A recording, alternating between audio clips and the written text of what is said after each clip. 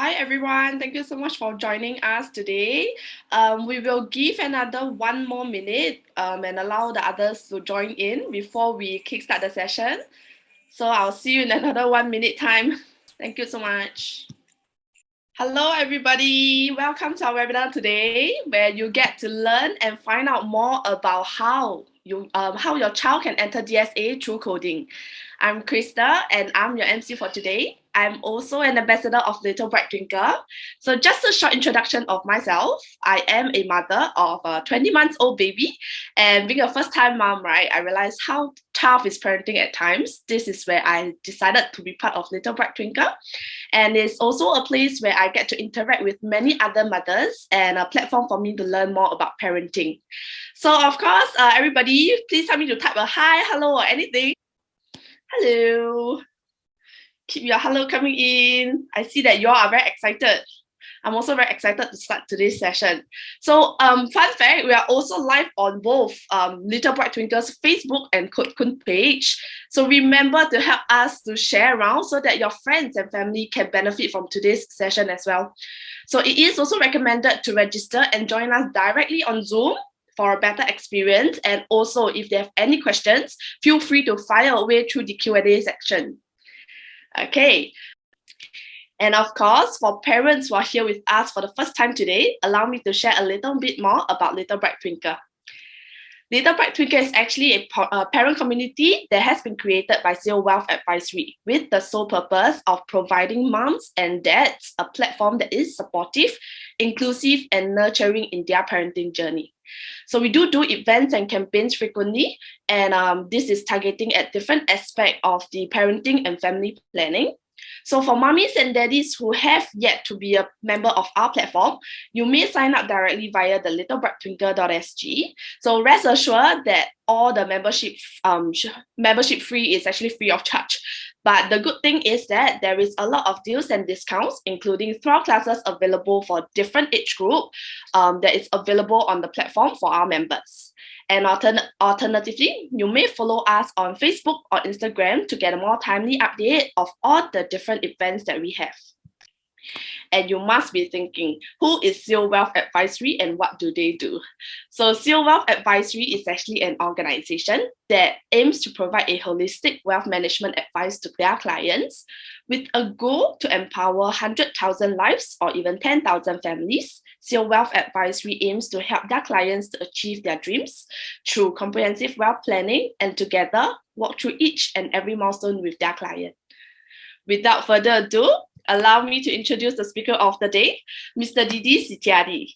So Mr. Didi was born in Indonesia and he has been in Singapore since the age of 10. He also kickstarted his education journey here in Singapore, and he graduated from Singapore Management of University, where he earned his double degree in Bachelor of Business and Bachelor of Science, summa cum laude in Finance and Economics. In other words, Mr. Didi achieved the highest distinction in finance and economics, and this is also the place where he was exposed to programming and sparked his interests. So upon graduation in 2015, Mr. Didi launched his career in General Electric under Finance Management Program, with his passion for teaching and mentoring inspired him to be someone greater. So from a young age of 15, Mr. Didi discovered the joy in teaching and shared that true satisfaction comes from realizing that you have succeeded in stimulating students' interest in a particular subject. So reminiscing such fulfillment, he explored various possible education routes, and also he envisioned the value of digital literacy in building smart nation and began teaching children and youth programming. So today, Mr. Didi and his partner runs Cocoon, a coding institution that dedicates profession expertise in applied programming. So together, let's put our virtual hands to warmly welcome Mr. Didi Setiadi. So everyone, please say hi to Mr. Didi. Thank you so much, Crystal. I see a lot of familiar names in the participant list. Just want to do a quick shout out to some of our parents. I see Ching Ching, Dr. Dinesh, hello. Right, we have Dawn, Doris, Esther, right? June, I see Serene as well. Hi, Doris. Yeah. Sylvia, yes, I see Sylvia there as well. Okay, I'm just going to quickly share my screen, right? If you can screen my screen, Can you just quickly type a yes in the chat so that I know you can see it clearly? Okay, thank you. Thank you. All right. Wow, you're very supportive, huh? Okay. Anyway, thanks so much for joining me and Crystal and team with Michelle as well here. Right. I know it's on Saturday morning at 11 o'clock. I'm in between you and your lunch. So I'll try to keep this short, right? But concise as well to try to address some of the questions that you potentially have. Now, I just want to share with you, right, what I have learned so far when it comes to direct school admission. I think for some of you, I might already have reached out to you, to share a bit more on the learning. I want to put a disclaimer that I don't represent MOE on everything about DSA or any school at all, right? Whatever I'm going to share is either based on what we have researched as a team, or the learnings that I have gathered throughout the journey of helping students, Cocoon students, get into school via the coding DSA. Now, before I start, I just wanted to quickly ask a quick question. Now, I want to get a feel of, which primary level is your child at the moment, right? Is it P2, P3, P4, P5, or P6 even, right? Would you be able to just type quickly in the chat for me? Okay, I see P1. Wow. Okay, very good. Early head start.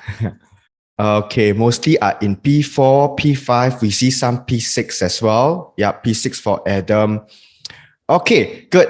Now, I just wanted to share that for those of you who are still in P1, P2, or even P4, right? Very good. Thank you for being here and planning this thing early.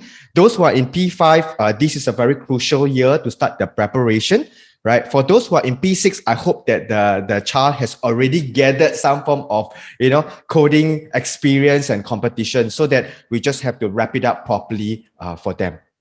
Now, parents, I'm going to take this opportunity to share about DSA, and I'm going to make assumption at the start that, you guys, some of you may not know what DSA is all about, right? So for those of you who know what DSA is already, please bear with me for a while, right? For the first few slides.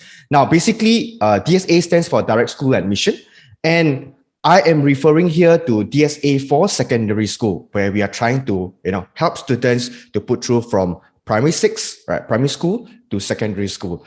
And the good thing about DSA is that, it helps your child to grow in that particular talent area that he or she has, right?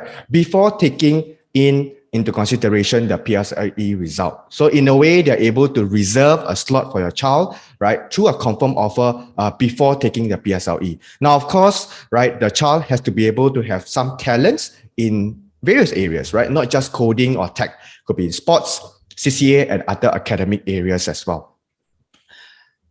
Now, there are some things that I want to share before I start, just to, debunk some of the myths that parents have. Right? I do have parents who say that, if I get into DSA already, does it mean that the PSLE score doesn't matter? Right? That's not true. PSLE score still matters, right? Usually a school, once they give them a confirmed offer, there will also be a minimum PSLE score that the child needs to have, right?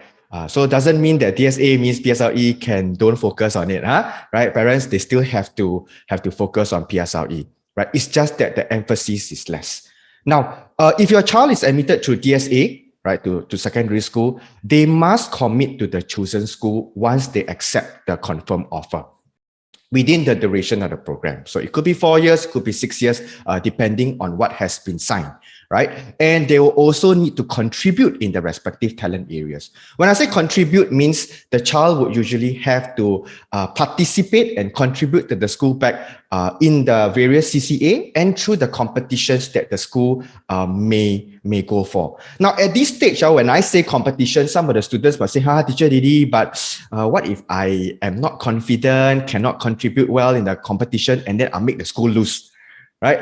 Very, very valid fear and worry, right? But I always tell parents and children that not to worry so much, because once you get in, you are actually year one. So you are the most junior in the school. There will be your elder brother and sister, the koko and tete, who will then, help you to show the path right, and lead the way. But by the time you go into Sec 2 or Sec 3, when it is your turn, right, you better rise up to the challenge. So like one of my boy who get into Serangoon Secondary School, right? By the time he was Sec 2, he was already assigned a leadership position to welcome the Sec 1s and to lead the Sec 1 cohort, right? And of course, by then, he was able to lap up to the, to rise up to the, occasion as well. Now, now, there are other areas that your child can look at in terms of DSA. And coding alone is not just the only domain that is open, right? You see sports, you see visual arts, debate, public speaking, leadership even, right? But today, I am going to focus a lot more on STEM or STEAM, right? Science, technology, engineering, aesthetic or arts, and mathematics. This is my study of a domain expertise, right? But if there are any help needed for the other domains and how to put it properly and package it, right? Then I'll also be able to try to help, right? But I hope parents don't ask me to judge how a child perform in terms of, let's say, violin and piano, for example. Then I'm not in that position to do that. Now, before I start proper on, deep diving into what are some of the strategies and how could you then support your child in this process, right? I also want to share with you the timeline. Now, the timeline is important, right? It's also taken from the MOE website. So I help you save some trouble to put it here, right? Usually from January to May, this is the period where parents will start to do shopping, right? And explore the school choices. Now, I know to some parents, this could be quite a stressful process, right? But I hope that shouldn't be. Okay, I think that exploring school choices should be a parent and child bonding session to really look through the list, right? And start to pick which are some of the schools, that is suitable for your child, right? You got quite a long period of time to do that. Now, within May to June is usually where parents, you have to get started to apply for the DSA. Now, there will be an application form, which I will share later. I'll also go deep down into what are some of the strategies that you can do to help your child, right? Usually by first week of June, right? All the application would have to be in. Now, the next part is during the June to mid-September, right? So after you have submitted, usually give the school a couple of weeks to try to process that. They will then start reaching out to your child's primary school through the teachers. The teacher will then forward to you the email or the call, right? And start inviting your child for interview or assessment, depending on what the school is looking for. Now, throughout this process, right, the child will go for PSLE. Now, sometimes some schools are quite fast. Before PSLE, you already get the result of either confirmed offer, waiting list, and the one that we dread the most will be rejection, right? But it might come early before the PSLE. Now, PSLE is usually around September, October period. By end of October, usually 1 week after the PSLE examinations are done, the child will then have to make the choice to choose their preferred school. So mommy, daddy don't have to worry, and you have to pick the school and confirm your decision before the PSLE, right? Sit on it, sleep on it, let the child go through the PSLE first. From there, you can have a better gauge on which school or how your child will perform in that particular school as well. Now, by the end of November, right, the MOE will then announce the date at which the PSLE result will be released and the posting as well. So usually around end of November, if nothing changes. Now, I know through the submission of the questions, I saw that a lot of parents were then asking, Teacher Didi, what is the list of school they are opening up their door for coding as well as text domain, right? I want to share with you the trend, right? I don't just to give you the list, right? But I want you to see the trend that's happening in the school, right? In 2018, right, where we first started to help students, develop DSA portfolio, there were only these 9 schools that opened up their doors for coding talents. Now, in 2019, it gone up to 31, right? Schools such as Anderson, ACSI, Dunman, right? some of the tier one school, I would say, right? School of Science and Technology, SCGS, NUS High, started to come in to contribute as well and start looking up for tech talents. And when I say tech talents, Mami, it's not just about, coding per se, right? You see robotics, some of them call it info communication, some call it computational thinking just now, right? If you notice, okay, see Bukit View, call it coding and computational thinking skills. So are all these the same, right? Most of them are looking for similar skill set, right? Of coding and the ability of the child to logically process problems. Now, in 2022 today, this year, right, thanks to my team, right, teams, if you are here, you are listening, thank you so much for compiling this, right? We have a total of about 70 schools, right? And these 70 schools are not just coding specific, they are in all sort of STEM, broader STEM domain, from infocom to math to media art, right? Aerospace, aviation, and all that. Now, Daddy, Mommy, I do have this list, but I cannot squeeze it here, right? Thanks to my team, what happened is that they have broken this down into two different views for you, right? One is by region, right? So if you can see the one on the table on the right, there's like, west, east, northeast, central. So if you think that, you don't want your child to travel so far, right? You may want to take a look at the region view. Now, there's also another one where if, let's say, geographical location is not a concern, right? Then there is one that is categorized based on the domain areas. So if, let's say, I only want my child to go to coding, for example. Now, thanks, Beverly. No problem. Yeah, I think this helped to save a bit of time for you. So other than, having to go to MOE website and then click one by one. But the disclaimer is this: for those of you who are still in P1, right, Mommy, Daddy, please don't take this as as a final list, right? Or every year we will update and things will change, right? There are a couple of schools which are merging as well. So please take note. My team has also put those in red. Now, I do want to share with you this information. So later on, maybe before the end of the session, I will put in my personal WhatsApp number, right? I would love you to just reach out. Then I will share this accordingly via WhatsApp to you. Now, the application process has also changed, not just the list of school, right? Previously,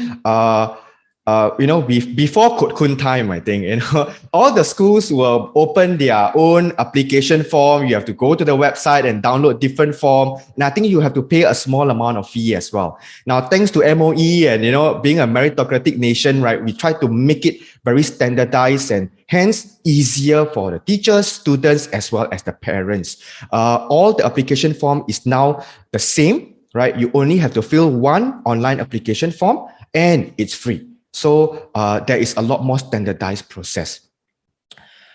Now, parents, I'm going to deep dive a bit into the application form. And again, disclaimer, this is what I see so far, right? There could be changes this year, next year, right? But I hope that there won't be too much of a change. Now, there are two main components that you will need to fill up, right? The first one is the talent and the school.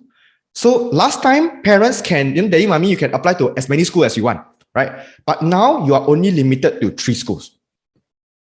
Right, with standardization, there will also be reduction of choice. So yes, 3 schools and different talent areas. I will show you what are the different permutations later, which you can try. Now, if you look at the one on the right column, right, there is an integrated program for those who are IP, which is going straight from secondary school all the way to JC, 6 years program, or O-level program, right? Or if you think that, maybe my child can try out either both, then no preference is something that you can take there. Now, I want to share with you what are the different permutations that I've seen so far, right? Scenario number 1, if let's say your child only have one specific talent area that they like, which is coding, let's say, or arts, right? And you realize that my child cannot play music, cannot play violin, right? Only can do art. And these are the 3 choices: school A, school B, and school C. Okay? So this one is very easy, right? The scenario is simple. Now, assuming your child have 2 talent areas, right? And you are just looking at 2 different schools. So for school A, you can put coding as well as art, right? And school C, you can just put art. So from here, you can tell that I think the child is leaning towards school A, right? Now, The last one is this. If let's say you only, oh, by the way, for scenario 2, right, you are not allowed to put 3 talent areas, okay, for the school, right? You can have for one school, right? Let's say school A, you can only put up to 2 talent areas, right? You cannot put like school A, then coding, arts and math. This is not allowed, right? The last one is scenario 3, where we have one school and 2 talent areas, and then you put the last choice as blank. Now, in this case, it's very clear. The child only wants to go into school A. Now, I want to make this interactive. I know I can't see all of you, right? But I can still see the chat. Now, parents, I want to get a bit of your view, right? And there's no right or wrong. What do you think? Do you think it's important? Okay. Do you think your child should fill up all the 3 school choices? Or do you think there is not a need to fill up the 3 and just focus on the school that he or she wants to go to? Right? Can I hear a bit more from you in the chat? Okay, just type away. Right? Don't worry, there's no right or wrong. Right? I see Mark Chung say yes. Yes, feel all. Good to feel all. All. Yasu. Will all 3 higher chance. Feel 3. Wow. I'm. Oh, thanks, Sherilyn. Okay, yes, I think, okay, mommy, there's no right or wrong. Daddy, no right or wrong. Okay, I know their parents would just say, okay, teacher, I only want to go to one school, right? So just put one. Yes, I respect that decision. I think it really depends, right? Like Mark Mandy said, it depends. Now, why? Personally, from a coding school teacher, right? I believe that it is better to put all 3. Why? Because, okay, unless you don't want to go to that school, then please don't put, right? Don't choke a place just because you want to choke that decision. But if you think that, okay, I don't mind going, it's one of my choice, then put it down. Why? Because I realized that as much as I can practice with the child through a mock interview, right? The real practice is going through that real interview in front of the principal, vice principal, and HOD. Right? Even though that school may not be a school that, it's not the dream school that your child wants, right? But it could be a potential option, put it down, right? You may never know who will get back first, right? Then they will then have a bit more practice through the assessment and interview. Okay. Now, the next part that is important, the second part, other than the school choices, is the talent area where you have to write down the non-school achievement. Now, if you're wondering, teacher, how come don't have the school portion? Now the school portion, thankfully, has been streamlined. So the secondary school will directly communicate to your child primary school, right? And absorb as much information as possible. The grades, the behavior, the CCA leadership, model students, all these would be communicated directly. Now, how detailed it will be, right? This one is a question mark, right? But what we know is that we can only control the things that we can put in, which is the non-school awards. Now, last time we can put as many, and parents can spam, students can spam. But now we can only put 10 entries. Now, there are different types of students. Sometimes they say, teacher, 10 entries are so many. I only got 3, right? Some of them say, teacher, 10 only, I have 20, right? So in this kind of case, I see a varied kind of student background.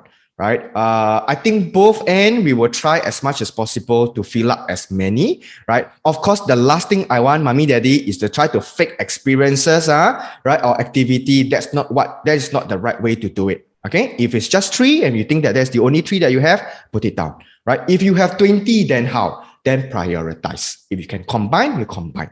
Right. Now, I want to also annotate here on my screen. Right. There are a couple of things that you need to take note of. Okay, this is the award and activity page, right? They have allowed you to put 50 characters. Now, the brief description, last time we can write long essay, now cannot. You can only be allowed to write 300 characters. 300 characters, right? Comma, space, full stop is also a character. So it's not 300 words.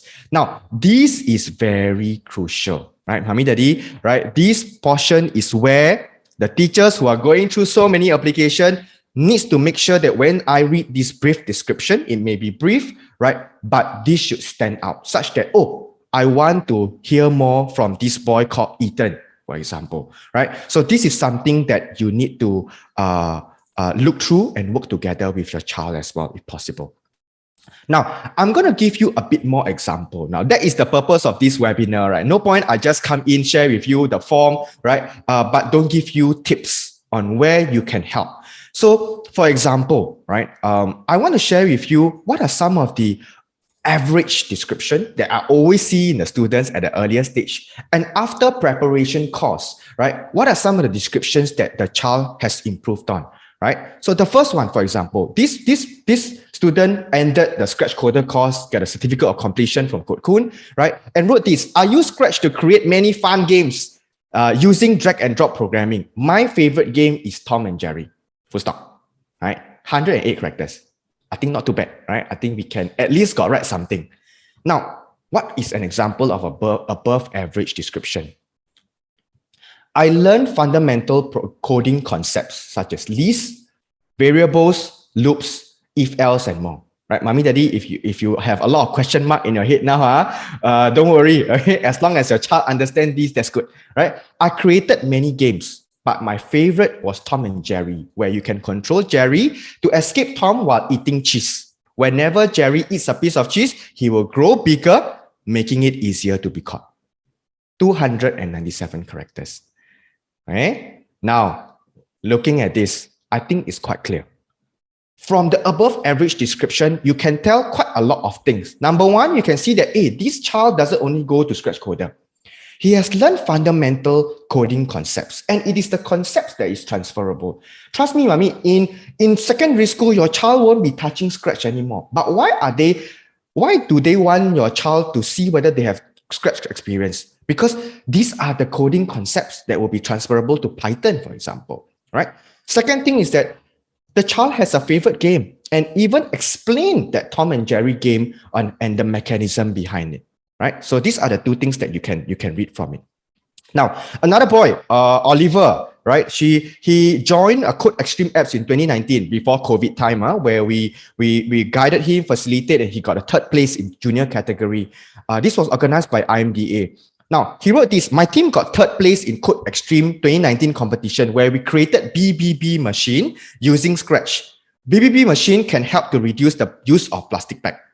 157 characters. Not too bad, right? I think knowing what is BBB machine, I think he got the gist of it. Now, after the training, right? Look at what he write. My team created a Scratch app called BBB Machine, promoting sustainability. The app integrated machine learning algorithm with image recognition to get shoppers to return plastic bags for points at the supermarket. I appreciate the use of technology for solving real-world issues with a good cause. Now, from here, you can tell that the child is no longer just focused about the competition. It's about an appreciation of how technology can be used to solve real-world problems. Now, if any of this is a lie, no, right? In fact, the team actually used Scratch, right, and expanded it further to include the image recognition portion, such that when you stand in front of the camera with a plastic bag, right, and it recognizes that it is from FairPrice, it will give a tick and give that person a point, right? Versus, let's say, a giant plastic bag. You know, if let's say Giant Supermarket were to, FairPrice Supermarket were to, get a giant plastic bag that is returned to the store. So from here, you might be wondering, teacher, what if the BBB machine, the teacher don't know what this stands for, right? That is the good point, right? But this is the point where the teacher will say, I want to find out more from this boy, what this BBB machine does and how is it created. Now, I'm going to give a bit more example, right? So that you can have a better idea. This team here, right, who attended the MIT App Inventor Global Hackathon and got honorable mention. The first time they write was this: our team created a mobile app using MIT App Inventor to encourage children to do household chores. It was my first international competition and we won. Right, from here, you can see that the child was definitely very proud of her achievement. Yeah, they are very happy, right? But with the above average description, they go into more details of what does the app do, right? And what was the objective? We created a mobile app using MIT App Inventor for parents to spur children to do tasks at home during COVID lockdown through games. I think there might have been children who have been forced to do chores by their parents. Users collect points in exchange for cute avatars. They wanted to create an app. We wanted to create an app that makes chores enjoyable with the use of incentives, right? 264 characters. Now, recently, we have a child who also got into our Kotkun Roblox Global Goals Challenge. We worked directly with Roblox, right? And got into the top 10 finalists. My coding teacher selected me to join Roblox Global Goals Challenge. I created an underwater world, Obby, for goal 14. We don't know what is the goal 14, or where is this goal 14 from, and what is Obby, right? So through the training, he changed this, okay, to say, I was challenged to use my favorite game platform, right, Roblox, to create an obstacle course Obby to raise awareness for one of the UN SDGs, right? That stands for Sustainable Development Goals. I've chosen goal 14, life below water. In my game, I added a course which created a feel of being underwater and seeing pollutions humans have caused. Now, if you are the teacher, right, and both of them, let's say, have the same achievement, you can tell which are the ones that I'll probably call up for further interview and assessment, right? So, Mommy, Daddy, this is what your child need to achieve within the application form itself. Okay. Now, next part. On top of the application form, that's not the end. If you think that, okay, application form is done, I can rest and wait for the confirm offers. No, not yet, right? Your child, the school will then reach out to you, right, to ask for usually portfolio of achievement, CCA records, personal statement, right? Or even sometimes call your child up for tests or interview.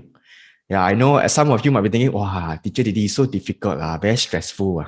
Okay, don't worry, Mommy, Daddy, right? I think what is important is that if you prepare early, right? Don't wait for last minute and then you start preparing, the stress will be spread out. Okay. Now, I want to share with you how do schools select students. And the objective is to tell you that actually there's no one size fits all, right? It really depends on the school that your child wants to go into. School number one, right? Look out for students who have experience in microbit, Scratch, and Python, right? And they even give a breakdown, just like exam, right? 20% goes to competition, experience, and result. Portfolio, 20%. Interview and selection test, 60%, right? Mommy, Daddy, take a look at this. This one is not an exam, but you see from this school, you can tell that competition, whether they win or not, right, is not the major weight, the weight of the outcome, that result in the outcome. Only 20%. Right. So what is more important to tell our children is that, hey, go and join that competition, gain the experience. That experience is more than just the result. Of course, if got result, that is a bonus. Very good. Okay. Now, 60% goes to selection test and interview. So you can tell that if I were to prepare, the preparation should focus a lot on the selection test as well as the interview. School number two, making it very vague. Right, a bit broader. Possess computational thinking skill and basic programming knowledge. Have participated in local or international coding related competitions. Provide portfolio, and they are expected to do an MCQ test to test their aptitude in computational thinking skills. Very broad, right?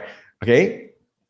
School number three, should have participated in primary school competitions. Could be an Olympiad in informatics, wow, right? Math or science Olympiad and coding competition, etc. Right? The child would need to demonstrate skills in Scratch programming too. This school is very specific, right? That I want your child to demonstrate, ability in Scratch and also perform well in tests that focus on logical thinking, problem solving, pattern recognition, and generalization. Right? These are some of the thinking skills that they are looking at, which falls under the computational thinking skills, right? So, from these, you can see that these three schools are looking for different things, right?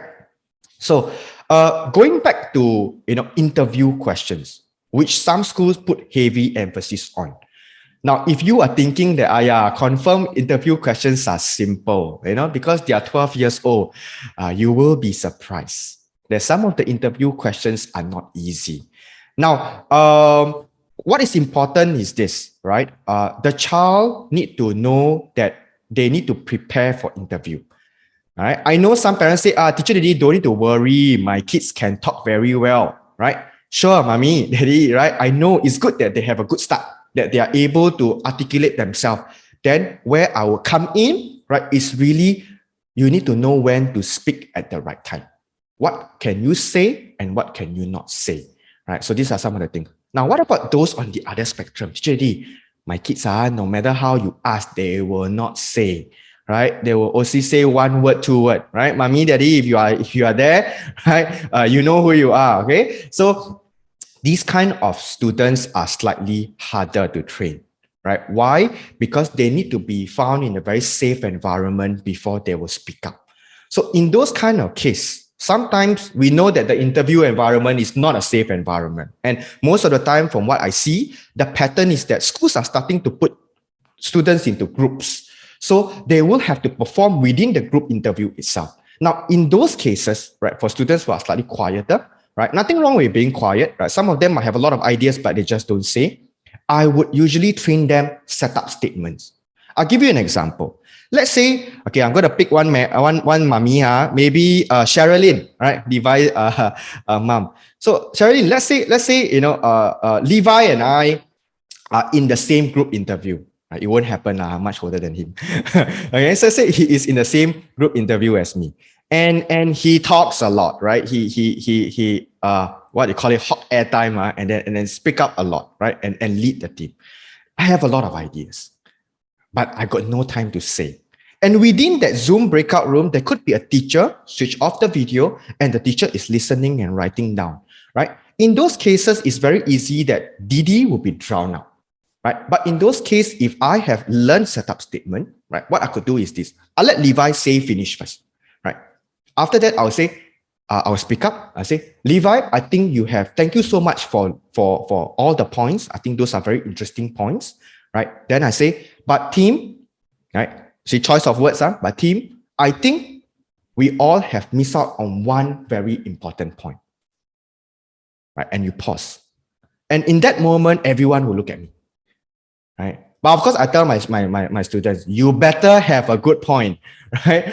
If not, it's going to be an anticlimax. So then they say their point. For example, we forget that what is important is who are we targeting in terms of this social innovation project. Now, so these are some of the tips and tricks that I will teach my students to go through group interview. Now, when it comes to individual interview, right? I'm sure some of you have taken a look at this. These are some of the questions that we practice with our students. First question, how do you think you can contribute to our school? Very common, right? But this kind of questions is quite harmless. They just want to see how the child knows the talent area that they have and know exactly how they can contribute back to the school. Number two, if all school, by the way, mommy, daddy, you can test yourself. How would you respond to this? If all three schools offer you a place, which would you choose and why? All right. Now, when I practice this with my students, I encounter very funny answers also. Some of them say, oh, my mommy say that we all like the other school. So we want to join the other school instead of your school. Right? I hope this doesn't happen. We have to prepare for that. Now, number three, which of the visions and missions of our school that resonate with you? Now, this question tests whether does the child done the homework and some research before coming to the school. Can you imagine the child say, oh yeah, one of the mission is about integrity. And my mommy, daddy always teach me to be someone who is honest. And I have to always tell the truth no matter what. Now, what if inside the mission, there's nothing that has to do with integrity? Then clearly, right, they have not answered this well. Question number 4, why should we pick you among all the other great candidates? Can you imagine these are just 12 years old children, right? But the kind of questions that could be put up to them could sound like as if they are looking for jobs. Question number 5, if I tell you that your interview has failed and you are not proceeding to the next round, how will you convince us for the very last time? I have students who cry, even during practice, right? Why? Because some of the questions can be quite direct, but mommy, daddy, some of these questions are not there to quote unquote bring them down. These questions are there to see whether is your child able to think on the spot? Is your child able to twist and turn and problem solve, right? And be able to work well still under pressure. Right, there'll be a lot more things, right? Just showing you some of the 5 sample questions that we practice about students. Now, going back to you, right? As parents, how can you then help your child? Right? I know the fact that I know attending this seminar is already one step. Thank you so much, mommy, daddy. Right? Children, if you are here joining with your parents, you better thank them. Right? They spend their Saturday morning to listen to teacher Didi to share this with them. Now, there are 5 plus 3 areas, 8 key areas that I want you to focus on. Now, mommy, daddy, if everything that you have listened so far you forgot, right? Just remember this particular slide, right? Or take a picture also can, right? The first one, before you even talk about DSA, I know some of you, 59 of you here, right? Who are in this room. Might not everyone is confirmed or affirmed that your child will go through DSA. It's just like, oh, maybe I will not rule out DSA yet. Good, right? So with that, I want you to look at this inner triangle first. First is start to assess your child's interest. If your child has been spending time playing games, like be it mobile phone app or Roblox game, right, or Minecraft game, or any other game that interests them, right, or showing interest in tech area, that could be a sign that this could be an area of domain that they can look at. The second thing is aptitude. Right, I mean that if you think that if your child start to perform well in more logic-driven subjects like mathematics and math and science, right, perhaps there could be showing some form of aptitude of logical thinking process or pattern recognition that they can explore further through coding. Now, the peak of the triangle is for attitude. Now, this one I cannot emphasize further. The attitude of the child and the mindset of the child is key.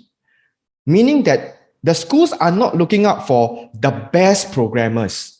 They are looking out for people of character who happen to have talent. I repeat again, right? They are, as much as they want to find talented individuals, they are looking for people with character. Team players and leaders who are able to bring everyone together, rah-rah everyone, right, with a common goal, and happen to have a talent in this specific area. They are not looking for prima donna to go into their school and, Mr. Know-it-all, okay? So attitude is very important. Now, once you get this inner triangle done, right, and you know that, okay, teacher Didi, I think inner triangle is settled. My child has these 3. Now, that's when we can take a look at the outer points. The first one, academic grades. Now, I cannot emphasize this further as well because that's why they're all at the top, right? Academic grades are important because I'm not looking for students who are like, wow, your child must be AL1, AL2 and maintain that throughout. No lah, mommy, they are human as well, right? What is important is that the consistency is there, right? The school, I always tell the children this, you must put yourself in the shoe of the teachers who are trying to assess you for DSA. They are taking a risk. Why? Because you have not sit for your PSLE, right? They are trying to minimize their risk as much as possible, right? To see how you have performed from P3, P4, P5, and P6, right? So the report book will be handed over to the secondary school teachers. But mommy, daddy, if you want to focus on, please focus on P5 SA2 result, right? And P6 Term 1 result. These are usually the closer proxy that the school will look at. Now, coding experience. Start building up that coding experience, right? Don't wait until P6 and say, teacher Didi, can you help me look for coding classes for my kids, right? In those cases, I will have to reject you nicely because unless you're talking about, mommy, daddy, I'm a coding teacher as well, right? I still teach classes today. My goal is that DSA is just a by the way. It should not be an end for your child, right? Doesn't mean that they are here, only learn coding just for DSA, right? Because DSA is just the beginning, right? But if you think that they really have an interest, aptitude, and attitude of the child, right? Coding could be something of a long term that could be used to re-emphasize a stronger mindset, right? by not giving up and building up perseverance. And let's not forget, we are all going into the digital route. I don't think we are ever going back, less digital going forward. So coding experience is something that your child needs to start building up. And it's not like 1 to 2 day thing. Now, I know at this point, some parents say, Teacher Day, what if I don't have regular class? What about holiday camps? Yes, holiday camps is also something that is usually quite exciting. Things like,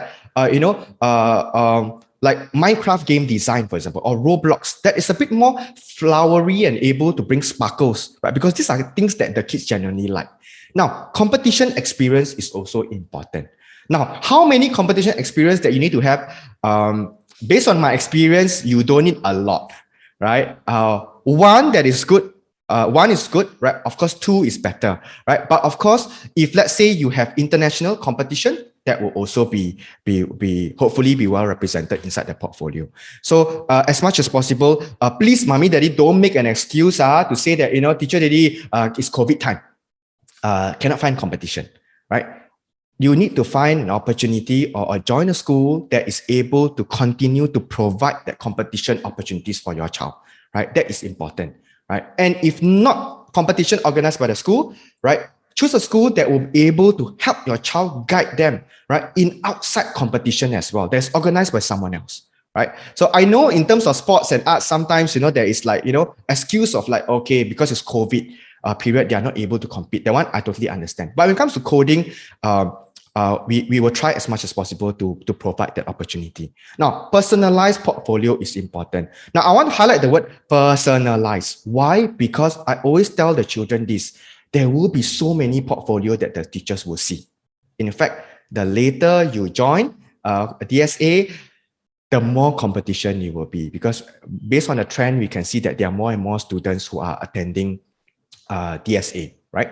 Now, what is important is that each child that goes through me at least, right, I always will have to spend time with them for a while, right, through the classes. And then I will then have to see what is the unique angle that I can place this personal statement.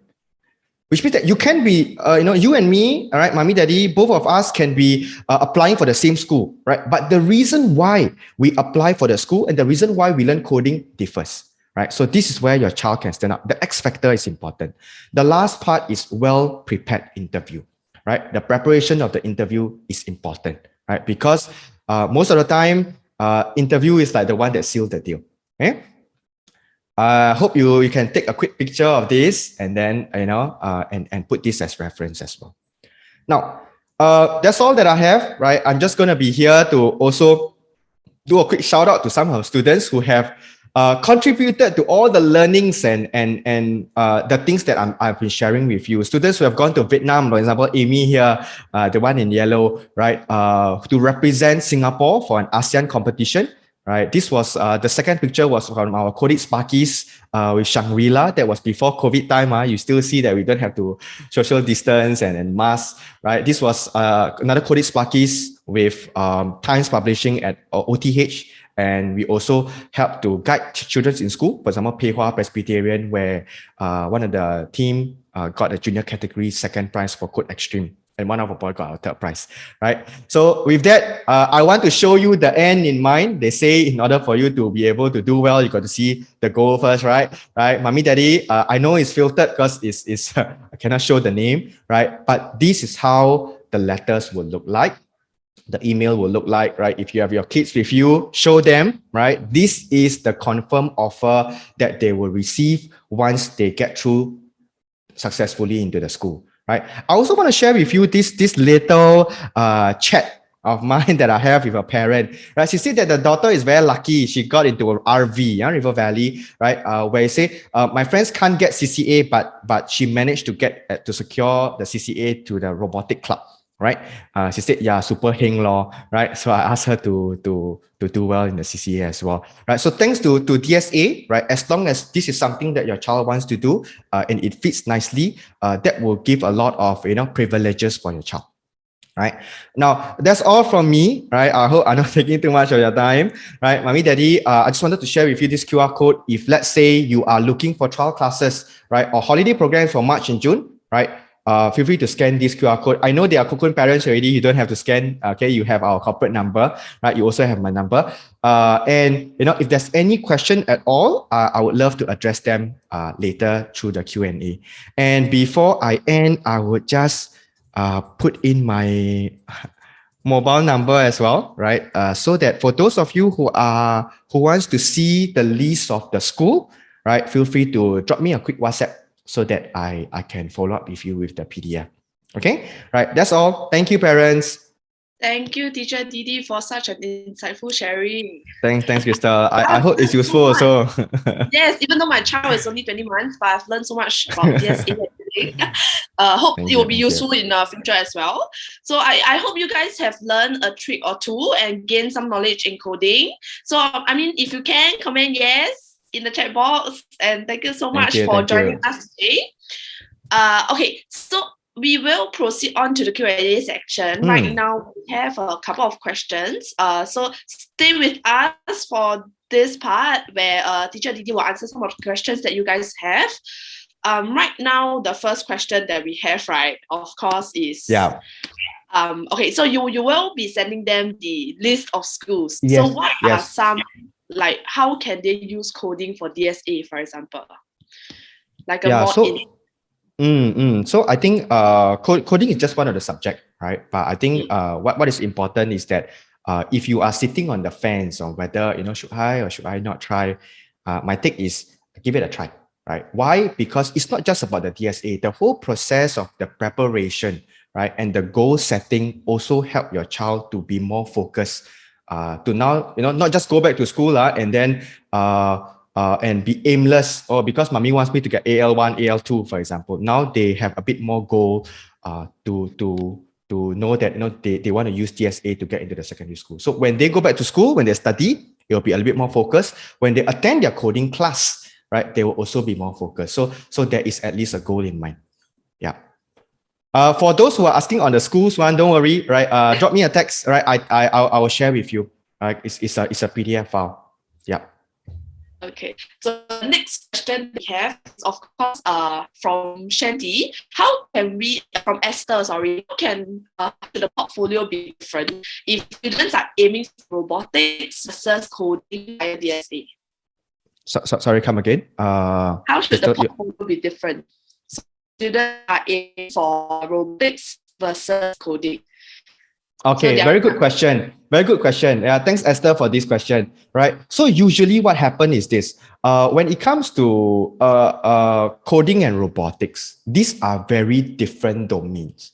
So parents, listen up, right? I will need to come back here, right? For those of you who thinks that robotics are the same as coding, it turns out it is not. Right. So in the eye of MOE, at least, coding and robotics are two very different domains. So don't mistake them. If your child have only been doing coding, right, or software related, I would say I would avoid putting robotics domain as one of the school choice.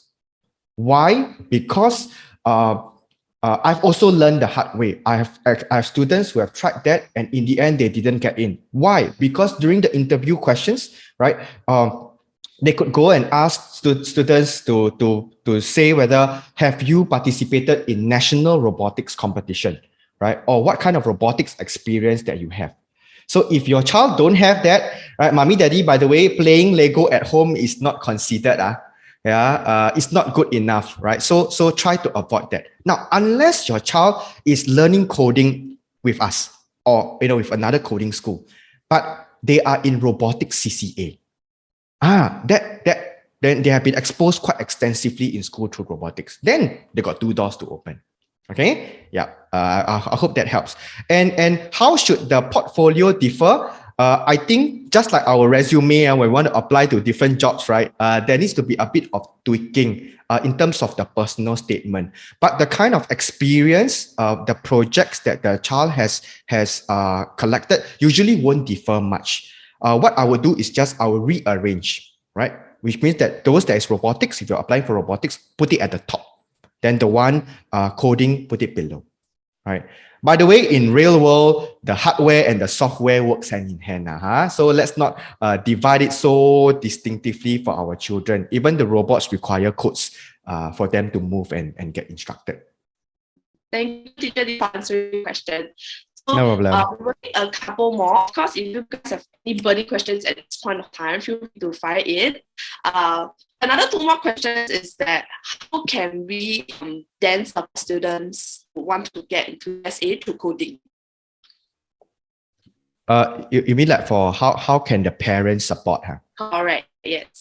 Okay, I think if your child is already at the age, right, of let's say P4, P5, then mommy, daddy, what is the first thing that you need to do is let them go for a trial class. Try it out first. Okay, I think this kind of thing is very fluid. As much as we all want to plan, you realize that we are all parents and teachers. The kids are not here, right? This is what I do also, right? I'm not sure about other school, but I find it very contradicting if I keep talking to the parents, right? I don't see the kids. Right? I know I don't see kids here today, right? But they are the one who is going through the whole thing. They are the one who needs to be here to own the process. That's why I don't like it when, mommy say, oh, I will do this. Or teacher Didi, can you help me prepare the portfolio? Right? Yes, I can do that. But the moment the teacher pinpoint into one experience and say, Crystal, right? You put this into your portfolio. Can you explain how you create this in Python? Right? And you say, I don't know. I think teacher Didi put one. Oh, I think my mommy put one. Gone. Okay, so that's not the case. Okay, the child needs to be owning the process. So as much as possible, mommy, daddy, as much as you want to help, right? Let them take charge because they need to know what we put inside, what they want to put inside, and how they can explain. Right. So that is how we can support. And of course, mommy, daddy, your role is pivotal.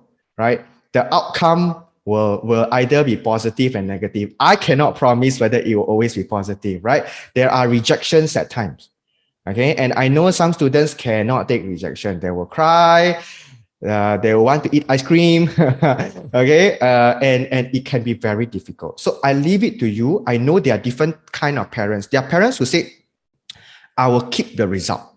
No matter what, you are not going to know your result. You just go through your PSLE as like normal other students. And once PSLE is over, I will then break the news to you, right? No transparency. There are those who say that, teacher Didi, don't want. I will let my kids know, right? You got in, good news, you got in. Bad news, face it. This is the reality of life, right? So you know your child best, right? You spend time with them for 10, 15, 20, 12 years, right? So these are your children. So you will know them best, right? So that's how you can support your children. So in your opinion, what's the best age for children to start coding? And also, what's the right age to prepare the child for DSA? Yeah, sorry, Kisa. What's the best age to start children for coding? Okay, mommy, daddy, I if I could be very, very candid about it, right? If I have my own children next year, right, my own child next year, I would say 7 years old is the good time to start. Why? Because 7 is where their logical thinking starts forming. Right? I'm assuming your child is average, right? I know nowadays there are students who are their IQ is like above average, right? And also cannot discount that there are students who are slightly slower in terms of their development, right? So just be patient with them, right? Usually 7 years old P1 is the time where they will then start to have their logical thinking coming in. Now, but I know with the demand of the school, sometimes preschools, they have already started to introduce your child to coding. Mommy, that one not coding, right? Those are just, I would say, logical sequencing, right? They use little blocks, right? Like turn right, turn left to complete a certain path. Those are just teaching your kids sequencing to kickstart that whole idea of logical thinking. Yeah, but 7 years old is the good age. And so, what's the right age to prepare the child for DSA? For DSA, okay, wow. If it is to accumulate the experience, start as early. 7 years old, P1, you can start good. Why? Because the earlier you start, teachers are quite observant. There's a reason why they write the start month, start year, and end month, end year. They want to see whether have you crammed all these within just the last 1 year?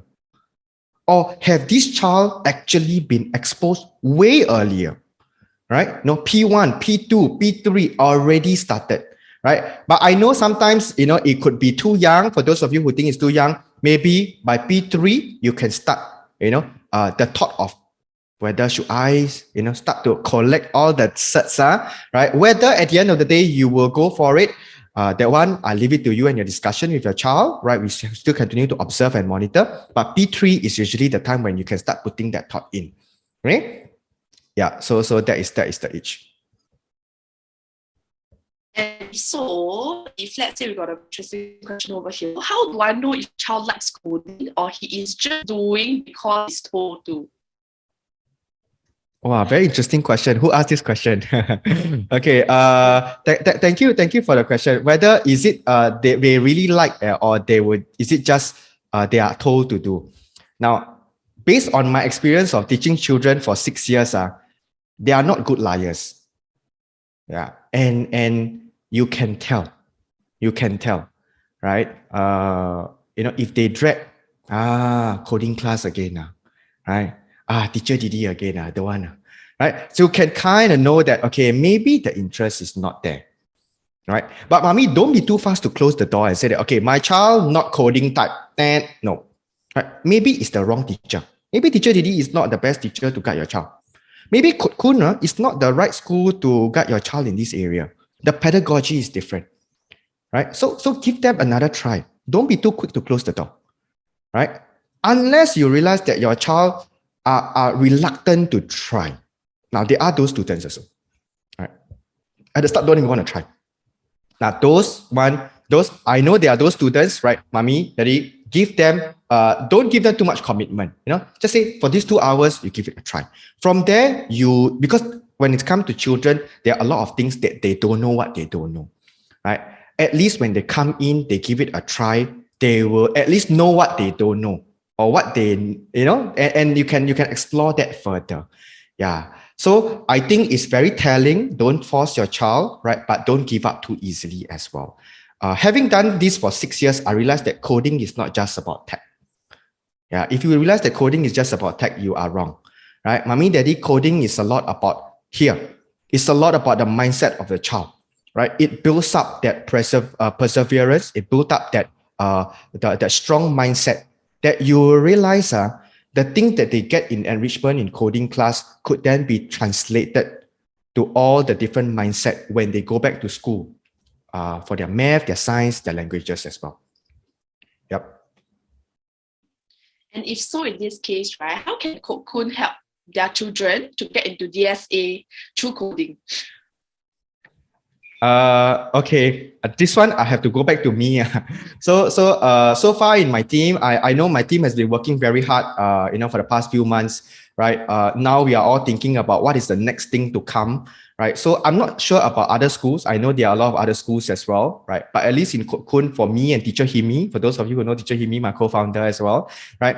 At the top, we continue to think and expose ourselves to tech. Meaning that, we refuse to say that, okay, I think the other school does that, so therefore we should do this.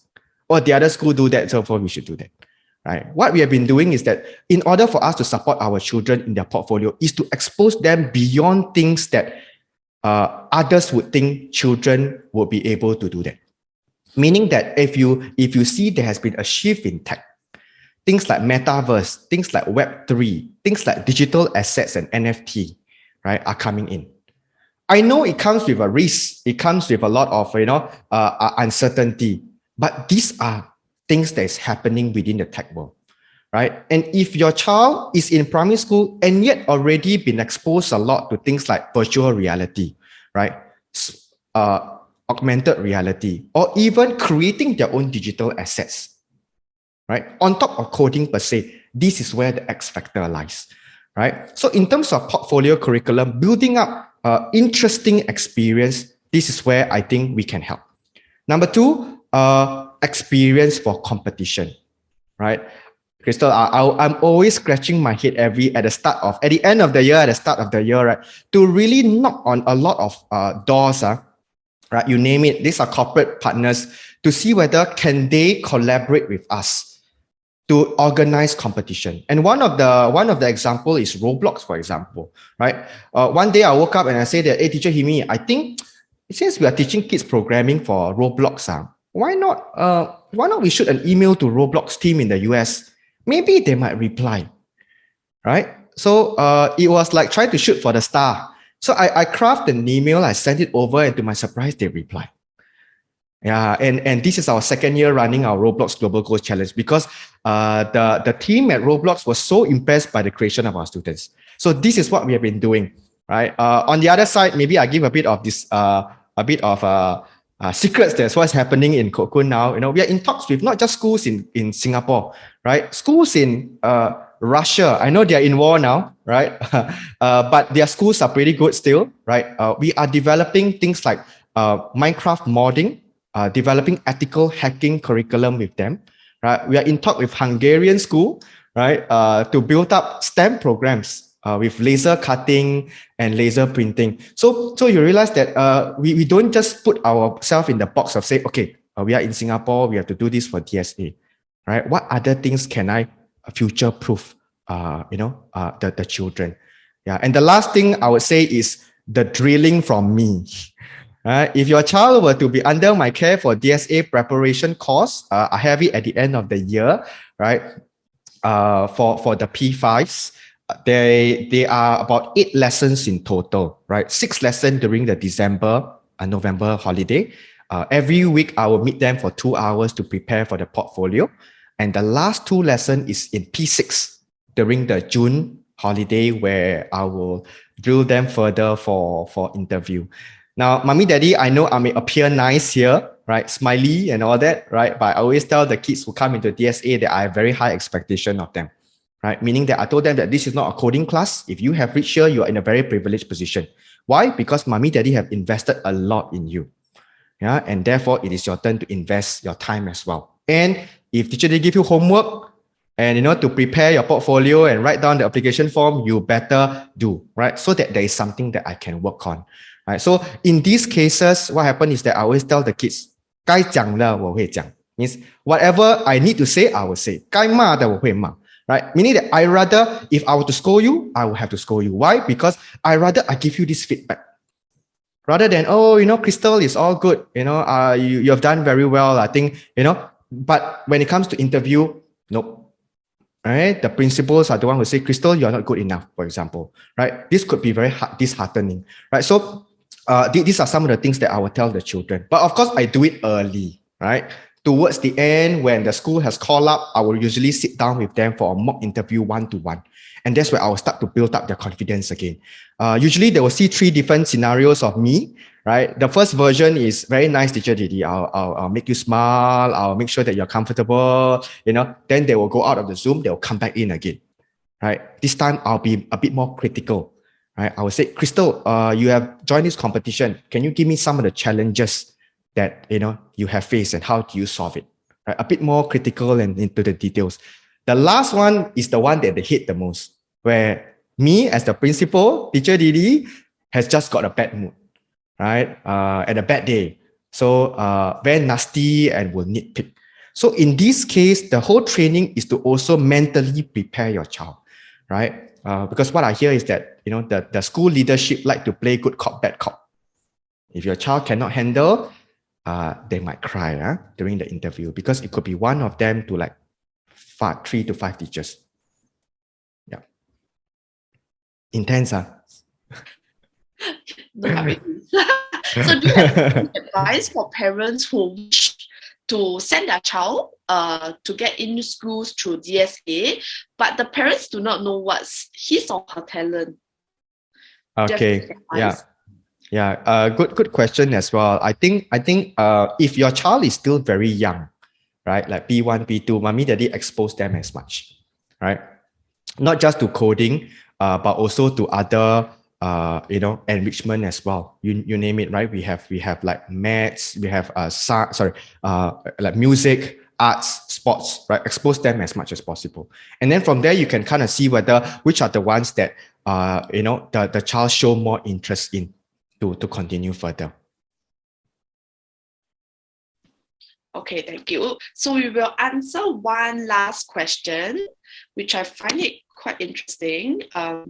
Is that after the kid is accepted into the school, does that mean that the kid has to still join the assigned CCA for their secondary school through years, or is it optional? And whether or not coding is relevant to join STEM?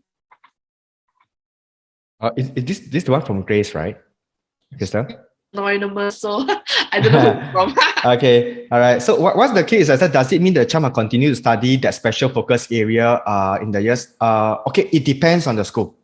Most of the school that you have that is going to be in the list that I'm going to send you, yes, they will need to. Meaning that if they have joined in via coding, for example, they will most probably be have to join Infocom CCA, right, and represent the school in coding competitions in the future and take on that leadership. Not just that, Mommy Daddy, what happened is that they will also, some school will also have special programs for some of our students, right? Thanks to the seniors, they come back and share with Teacher Didi, so I can share with you, right? They tell me that there are special programs that only open to DSA students, right? Like after school program to deepen and develop their skill further. Now, but there are schools like SST, School of Science and Technology, where the entire cohort of 200 plus students are made up of students of DSA. In those cases, when you go into those schools, right, it's in Dover. So those of you who are staying in the east, right, it's quite far for you, but I still have students who travel all the way to Dover to go into SST. Now, in those schools, you don't have to join a CCA of that specific domain area. You could join things like astronomy, media club and all that. But during your curriculum time, there is a coding class, coding subject, where they're going to learn Python. Right. So, Mommy Daddy, if you are still here, the 55 of you, right, I want to share with you that we can do the math. What happened is that for schools like SST, right, their quota could be like 200 students that they need to fill up. But schools like, let's say, Nanyang Girls, okay, or RV, or NJC for IP program, or Dunman High, their quota for coding, right, may not be as many as, SST, for example. Right, because why? They also have to have slots for math, for science, for the other domain areas, right? And usually it's about 4 to 5 students per year intake. So it's quite competitive, right? But if you look at subject area like math, for example, right, they could open up to 20 slots that they will accept. But the base is bigger, right? The base is bigger. So it's like a ratio, right? The base is bigger. Those who apply are more versus those who are applying via coding. Okay, I hope I answered that question. Okay, thank you so much, Teacher Didi. Yeah. That's all of the questions that we for today, and I hope that you guys enjoyed the session as much as I do. So if you have any other further questions or any questions that we did not manage to answer during this session, Teacher Didi would have a one-to-one consultation. Of course, it depends whether or not you have opt-in after the session. So feel free to ask him any questions thereafter during the consultation. And also, our ambassadors will get in touch with you guys after the session for feedbacks on how we can improve our upcoming webinar. And with that, this is the end of the session for today. And we hope to see you at our next webinar and have a good week ahead. Thank you. Thank you.